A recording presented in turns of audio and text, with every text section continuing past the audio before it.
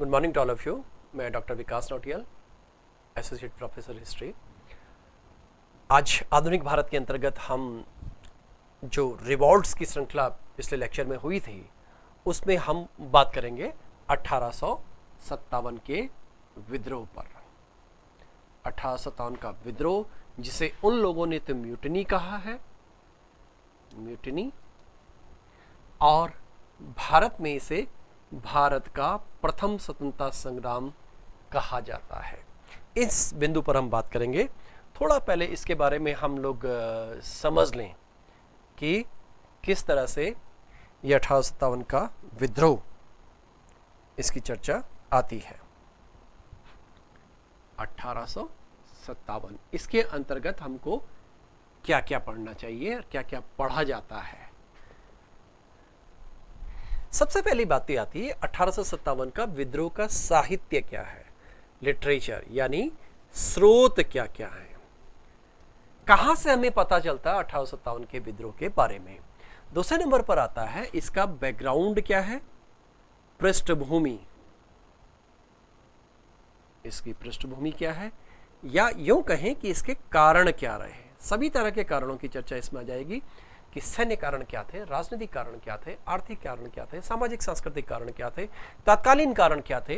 तो ये इसके कारणों को इसकी पृष्ठभूमि के अंतर्गत हम पढ़ सकते हैं। तीसरा जो बिंदु आता है, इस 1857 के विद्रोह की प्रक्रिया क्या रही। लगभग 1857 और 58 में ये पूरा जो घटनाक्रम हुआ है, इस घटनाक्रम के जो मुख्य घटनाएं थी वो क्या किस रूप में हुई। एक बिंदु इसमें आता है कि इसकी प्रकृति क्या रही, नेचर। जैसे मैंने अभी बताया कि उन लोगों ने तो कह दिया कि यह विद्रोह है। अंग्रेजों ने, खास करके जो ब्रिटिश सैन्य प्रशासक थे या एडमिनिस्ट्रेटिव ऑफिसर्स थे, उन लोगों ने तो इसको बताया कि एक म्यूटिनी है, एक सैन्य विद्रोह है। जबकि जो भारतीय हैं, भारतीय इसको कोई राष्ट्रवादी आंदोलन कह रहा है, कोई राष्ट्रवादी विद्रोह कह रहा है, कोई इसको प्रथम स्वतंत्रता संग्राम कह रहा है, आदि आदि बहुत तरह के बिंदु आते हैं। सबका देखने का नजरिया अलग है। इतिहास में ये इसको वस्तुनिष्ठता, पक्षपात के अंतर्गत भी इसकी व्याख्या करते हैं। और एक अंतिम बात इसमें जो आती है वो भी बहुत ज़्यादा समझने की है ठीक से, इसका परिणाम क्या रहा, इसका महत्व क्या रहा। इसके अंतर्गत हम 1857 के विद्रोह को देखते हैं, पढ़ते हैं और समझते हैं। तो वन बाय वन हम इन बिंदुओं को लेने की कोशिश करते हैं। जैसा कि मैंने आपको बताया कि जब हम भारत की बात करते हैं, भारत की तस्वीर की बात करते हैं, तो 18वीं शताब्दी में, 18वीं शताब्दी के उत्तरार्ध में अंग्रेजों ने साम्राज्य स्थापना की जो प्रक्रिया शुरू की थी, कॉलोनाइजेशन की जो प्रक्रिया शुरू की थी, वो 1848 तक, अर्थात लगभग 100 साल बाद तक, क्योंकि 1748 तक हमारे पास कर्नाटक युद्ध हो चुके हैं और कर्नाटक युद्धों से भारतीय भूमि पर उन्होंने जो प्रभुत्व करने की प्रक्रिया प्रारंभ की, वो 1848 तक इस रूप में आ जाती है। ये उस वक्त का चित्र है, एक उस वक्त का मैप है, और इसके अंतर्गत अंग्रेजों का प्रभाव हम भारतीय उपमहाद्वीप के एक बड़े भाग में देखते हैं। और इसी वक्त डलहौजी ने अपनी राज्य हड़पने की नीति के अंतर्गत भारत के बहुत सारे भागों को अपने नियंत्रण में, अपने प्रभुत्व में ले लिया। इसलिए हम इन बिंदुओं को देखते हैं। इस कारण से, जैसा कि मैंने पिछले लेक्चर में बताया था, कि हमारे यहाँ अनेक कृषक विद्रोह हुए, जनजातीय विद्रोह हुए, सिविल विद्रोह हुए, नागरिक विद्रोह जिनको बोलते हैं हम। ये 3 तरह के विद्रोह हमें मुख्य रूप से दिखाई देते हैं। और 1857 इनमें से सबसे बड़ा और महत्वपूर्ण विद्रोह है, क्योंकि एक बात तो यह है कि ये भारत के एक बहुत बड़े भाग में हुआ। दूसरी बात यह आती है, इसमें समाज के बहुत से वर्गों ने डिफरेंट, एक तरह से कहें segment, different segment of societies, all walks of life, all walks तो नहीं कह सकते, लेकिन डिफरेंट वॉक्स ऑफ लाइफ कह सकते हैं, इन लोगों ने इसमें भाग लिया। और इसके बाद इसको क्रांति इसलिए कहा जाता है क्योंकि क्रांति भी कहा गया क्योंकि इसके उपरांत सत्ता में परिवर्तन आ गया। जहां कंपनी का शासन था, उसके स्थान पर ब्रिटिश शासन, या यूं कहें कि ब्रिटिश क्राउन का शासन यहाँ पर भारत में स्थापित होता है, तो इसलिए इसको क्रांति भी कहा जाता है। तो अब वन बाय वन आप देख सकते हैं कि ये हैं जनजातीय विद्रोहों के नेता। ये आप देख रहे हैं कि आपको इनके पिक्चर से ही समझ में आ रहा होगा कि ये ग्रामीण बैकग्राउंड के लोग हैं और ये ट्राइबल लोग हैं जो ऑर्गेनाइज्ड हो रहे हैं ब्रिटिश कॉलोनियल पॉलिसीज के अगेंस्ट। ये आप देख सकते हैं, एक चित्र आपके सामने आ रहा है। हमारी जो उस समय जनजातियां थी उनके पास बंदूकें तो थी ही नहीं, आधुनिक हथियार थोड़े थे, बल्कि उनके पास ये तीर कमान हुआ करते थे। ऐसा कहते हैं कि जब संथालों का विद्रोह हुआ तो लगभग 20,000 संथालों ने जो विद्रोह किया, उस 20 सिद्धू कान्हू के नेतृत्व में जो विद्रोह हुआ था, इसमें लगभग 20,000 लोगों की तो डेथ ही हो गई। ये तीर कमान से युद्ध कर रहे हैं। आप देखें इनके सामने एक ढोल दिखाई दे रहा है, इधर से ये सारे तीर कमान लिए हुए लोग हैं। तो इस तरह से इनका जो तरीका था अंग्रेजों से लड़ने का, इनका साहस, इनका जो ब्रिटिश शासन से लड़ने की जो एक सैन्य कुशलता थी, या यूं कहें कि उनका साहस था, वो अपने आप में अनुकरणीय रहा। और इसी की परिणति हमें दिखाई देती है 1857 के विद्रोह के रूप में। अगला टॉपिक जो हमारे सामने आता है वो रिवॉल्ट ऑफ 1857 है, जिसको अंग्रेजों ने सेपॉय म्यूटिनी बोला है, अर्थात एक प्रकार से सैनिकों का विद्रोह, सैनिक विद्रोह, सिपाहियों का विद्रोह। इसके कारण इसका ये रहा, क्यों इन्होंने बोला, क्योंकि ज्यादातर उस समय जो लोग थे जिन्होंने इसके बारे में लिखा है, वो लोग सैनिक अधिकारी थे या प्रशासनिक अधिकारी थे। तो उन लोगों ने यह देखा कि सैनिकों ने ही बैरकपुर से इस विद्रोह को प्रारंभ किया और सैनिकों से ही यह विद्रोह समाप्त हुआ, और बीच में जो घटनाक्रम हुआ है, इस घटनाक्रम में सैनिकों की ही मुख्य भूमिका रही, इसलिए इस विद्रोह को उन्होंने म्यूटिनी कहा। तो इस प्रकार से हम ये प्रक्रिया देखते हैं। यहां पर हम मैप के माध्यम से भी देख सकते हैं कि जरा एक बार ये मैप, ये स्ट्रक्चर देख सकते हैं 1857 का। आप इस 1857 में ये भारतीय उपमहाद्वीप का एक स्केच है, ये कोई वेल डिफाइंड मैप नहीं है, वेल स्केल्ड नहीं है। आप देख रहे हैं कि ये हमारे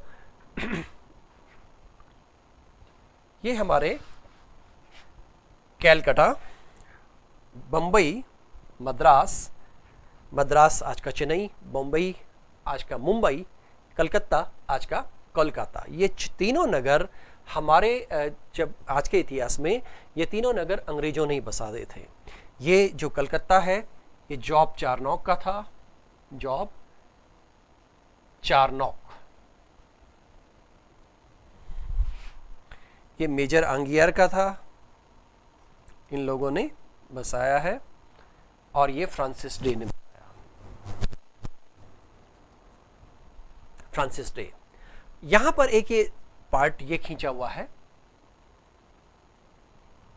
मुख्य रूप से जो ये 1857 का विद्रोह है, ये आप देख सकते हैं उत्तर प्रदेश, बिहार इसके केंद्र है। कलकत्ता से, दमदम से और बैरकपुर से ये शुरू हुआ। कलकत्ता के पास में ही बैरकपुर है, दमदम, तो बैरकपुर छावनी से ये विद्रोह शुरू हुआ, इसलिए इसको कलकत्ता तक टच किया गया है। और मुख्य रूप से विद्रोह दिल्ली और यूपी में रहा, पंजाब में भी इसका प्रसार हुआ। बाकी जगह क्या है, बाकी जगह इसकी अनुगूंज है। आज हम ये मानते हैं कि 1857 का विद्रोह बहुत से भागों में हुआ भारत के।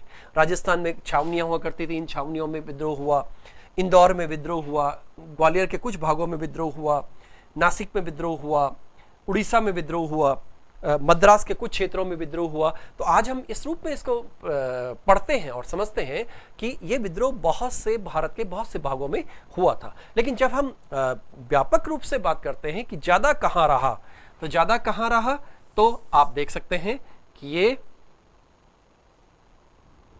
यूपी और बिहार में रहा। यूपीएससी में एक बार क्वेश्चन पूछा हुआ है, क्या आप इस मत से सहमत हैं कि 1857 का विद्रोह अवध का विद्रोह था? क्योंकि बंगाल की जिस BNA बंगाल नेटिव आर्मी ने यह विद्रोह किया, उस सेना का जो रिक्रूटिंग ग्राउंड था वो अवध होता था। आप देखेंगे हमारे यहाँ पे राजस्थान में जो केंद्र हुआ करते थे, सैनिक छावनियां हुआ करती थी, उनमें भी BNI की आर्मी थी। तो ये जो सैनिक थे अवध के थे, तो इन्होंने प्रारंभ किया। उसके बाद जब दिल्ली समाप्त हो गया तो अवध में लंबे समय तक विद्रोह चलता रहा, और अवध एक तरह से ऑपरेशनल एरिया रहा, मेन ऑपरेशनल एरिया रहा, इसलिए यूपीएससी में इस तरह का क्वेश्चन पूछा गया था कि क्या ये अवध का विद्रोह था। तो दिल्ली है, अवध है, कानपुर है, झांसी है, आरा है, जगदीशपुर है, इतने सारे एरियाज में, ये सारे एरिया सराउंडिंग्स के हैं, बाकी जगह छुटपुट घटनाएं हैं, इसलिए इसको हमने क्या बोला है, इकोज, अनुगूंज हैं। तो आज हम इसको इसीलिए 1857 के विद्रोह को विद्रोह न कहते हुए इसे भारत का प्रथम स्वतंत्रता संग्राम कहते हैं, first independent movement of India. तो ये क्योंकि सावरकर साहब ने एक बुक लिखी थी इसी टाइटल से थी, 1907 में उन्होंने किताब लिखी थी कि भारत का ये जो विद्रोह है ये विद्रोह नहीं है बल्कि पहला स्वतंत्रता संग्राम है। इस प्रकार से हम विद्रोह के इस प्रक्रिया को देखते हैं। अब जैसा कि मैंने आपको बताया सोर्सेज क्या हैं, तो ये गवर्नमेंट रिकॉर्ड्स हैं। सबसे पहले गवर्नमेंट रिकॉर्ड्स हैं, डायरियां हैं, संस्मरण हैं, पत्र व्यवहार हैं, लेकिन ये सारे सरकारी हैं। जो न्यूज़पेपर्स भी हैं उनमें भी अधिकांशतः ब्रिटिश पक्ष है, लेकिन जो लोगों के, आम लोगों के संस्मरण थे या उनकी जिस तरह से उन लोगों ने अपनी बातों को रखा, अखबारों के माध्यम से रखा या अपनी डायरियों के माध्यम से रखा, अब हमारे सामने बहुत सी तस्वीरें समझ में आती हैं। तो चाहे वो घटनाक्रम मेरठ और पश्चिमी उत्तर प्रदेश का हो, चाहे हम अवध की बात करें, चाहे भोजपुर क्षेत्र की बात करें, तो अब हमारे पास इसके संबंध में व्यापक लिटरेचर मौजूद है। पहले क्या था, इसके संदर्भ में लिटरेचर मौजूद नहीं था या कम था या प्रकाश में कम आया था। अब इसके सामने व्यापक हमारे पास ये लिटरेचर मिलता है। अब इसके कारण और पृष्ठभूमि की बात करते हैं। जब हम कारणों की बात करते हैं तो इसके सभी तरह के कारणों को देख सकते हैं। पॉलिटिकल कारण, इकोनॉमिक कारण, आर्थिक कारण, सामाजिक सांस्कृतिक कारण, सोशियो कल्चरल, सैनिक कारण और अन्य कारण। अन्य कारण में हम तात्कालिक कारण को भी ऐड कर सकते हैं। पॉलिटिकल कारण, जो मुगल सम्राट था, मुगल सम्राट की सत्ता को समाप्त कर दिया गया। डलहौजी ने ये बात घोषणा कर दी थी और ये भी कहा था कि अब वो अपने लाल किले में नहीं रह सकता। दूसरी बात आई, नाना साहब जो थे यानी कि बाजीराव द्वितीय के जो उत्तराधिकारी थे, उनके दत्तक पुत्र थे, उनकी जो पेंशन थी वो पेंशन रोक दी गई। उन्होंने पेंशन के लिए बहुत प्रयास किए लेकिन कुछ नहीं हुआ। इसके अलावा डॉक्ट्रिन ऑफ लैप्स, जो लॉर्ड डलहौजी की नीति थी, डॉक्ट्रिन ऑफ लैप्स, राज्य हड़पने की नीति, उस राज्य हड़पने की नीति के अंतर्गत भारत के एक बड़े भाग को डलहौजी ने अपने साम्राज्य में मिला लिया। इसके उपरांत जब हम इकोनॉमिक बात करते हैं तो अभी हम इकोनॉमिक की पिछले लेक्चर्स में चर्चा कर चुके हैं। भारत का व्यापक रूप से आर्थिक शोषण किया गया। इसमें मुख्य शोषण कृषकों का हुआ।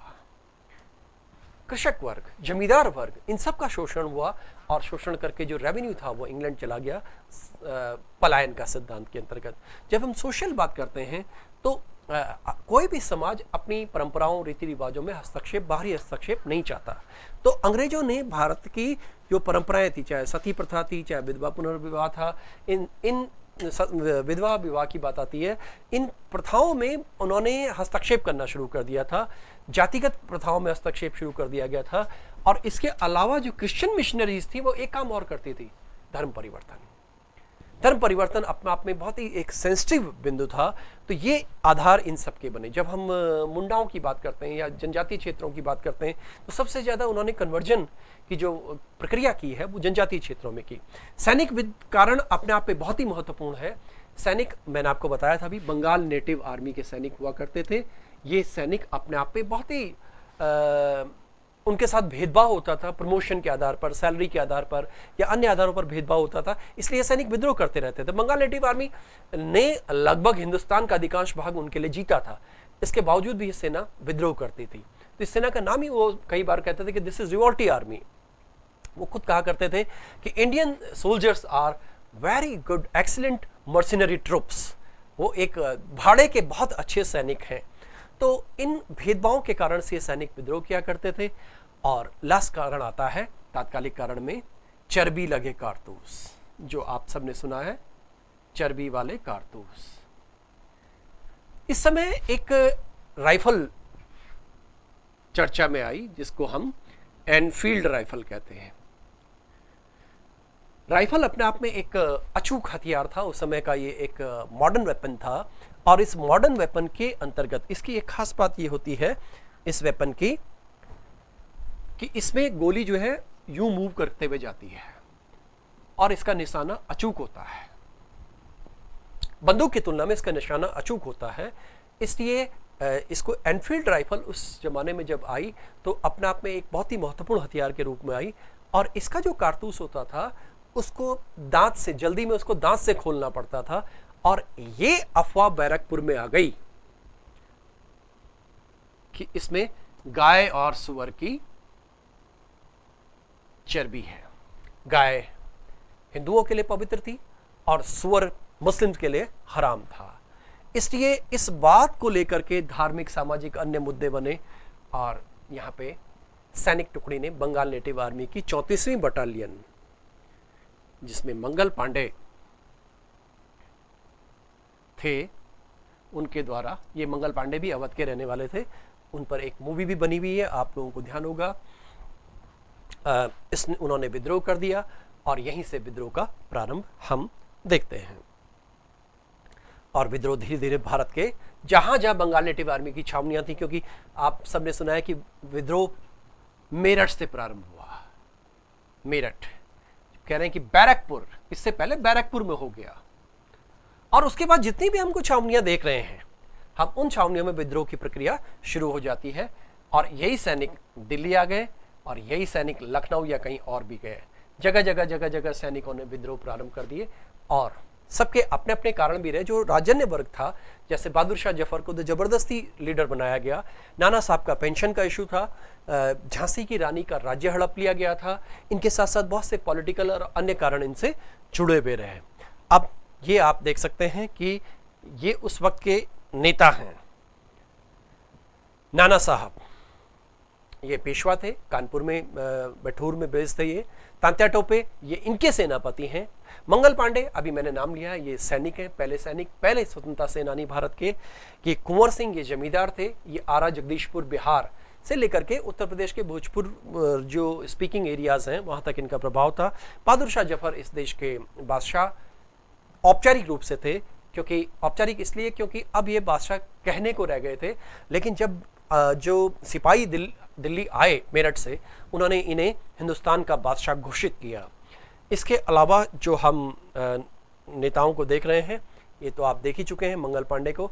ये झांसी की रानी लक्ष्मीबाई हैं, जो कि इनका एक अलग तरह का इशू रहा कि एक इनकी वीरता की मिसाल आज तक दी जाती है कि जब हम बुंदेलों की बात करते हैं, बुंदेलखंड की बात करते हैं, बुंदेलों को हमने सुनी कहानी थी, खूब लड़ी मर्दानी, वो तो झांसी वाली रानी थी। ये लाइन बड़ी लोकप्रिय लाइन है।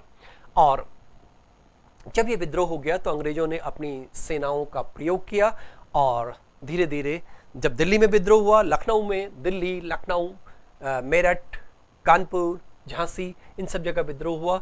और इन विद्रोहों को अंग्रेजों ने इसका दमन करने का प्रयास किया।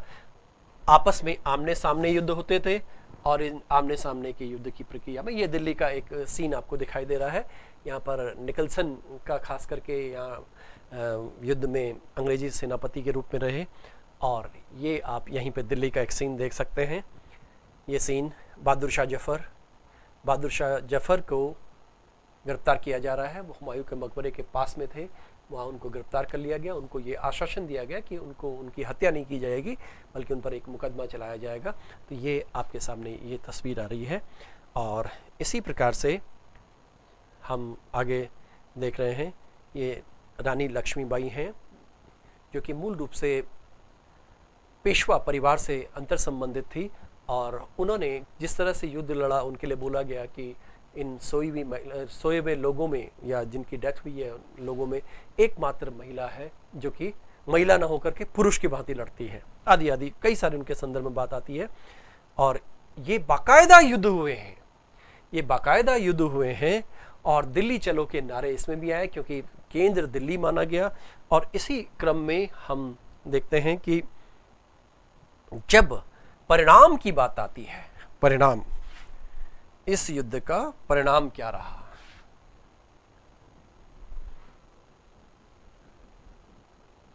तो मैंने कहा था पॉलिटिकल परिणाम में सबसे पहले क्या आया कि शासन किसके हाथ में चला गया? क्राउन के हाथ में शासन चला गया, यानी हाउस ऑफ कॉमन्स के हाथ में, संसद के हाथ में शासन चला गया। अब गवर्नर जनरल जो हुआ करता था उसके लिए गवर्नर जनरल के साथ वाइसराय शब्द आ गया। और अन्य बहुत से परिवर्तन में वहां पे इंग्लैंड में एक इंडिया हाउस बनाया गया, इंडिया हाउस। इसके अलावा गवर्नर जनरल के साथ साथ वहां पर एक सेक्रेटरी ऑफ स्टेट का पद सृजित किया गया, सेक्रेटरी ऑफ स्टेट, इसको भारत सचिव भी बोला गया, भारत सचिव बोल दिया जाता है इसको। ये एक केंद्रीय मंत्रिमंडल का सदस्य होता था जो भारतीय मामलों को लेकर के संसद में उत्तरदायी होता था। तो ये इसके पॉलिटिकल असर आए। इसी तरह से सैनिक असर भी आए। उसके लिए एक पील कमीशन बनाया गया जिसने रीऑर्गेनाइजेशन ऑफ मिलिट्री स्ट्रक्चर की बात की और सेना के पुनर्गठन के तरीके को अपनाया। इकोनॉमी में भी फर्क आया, इनकम टैक्स का स्लैब बढ़ा दिया गया। एक यहाँ पर और परिवर्तन ये आता है कि जब हम बात करते हैं कि महारानी की एक तरह से एक उद्घोषणा होती है, क्योंकि लॉर्ड कैनिंग इस समय गवर्नर जनरल थे, उन्होंने उद्घोषणा की कहाँ पर? इलाहाबाद में, कि अब भारतीय राज्यों का अधिग्रहण नहीं किया जाएगा, आगे नहीं किया जाएगा। इसी तरह से समाज के संदर्भ में बात आई कि भारत के समाज में अब अंग्रेज कोई हस्तक्षेप नहीं करेंगे। इस प्रकार से ये 1857 का विद्रोह अपने आप में भारत की सत्ता को रूपांतरित करना एक उसने आधार बनाया उसको, और इसी प्रकार से 1857 को विद्रोह न कह करके इसे एक स्वतंत्रता संग्राम के रूप में कह दिया जाता है। आज के लिए इतना ही। थैंक यू, धन्यवाद।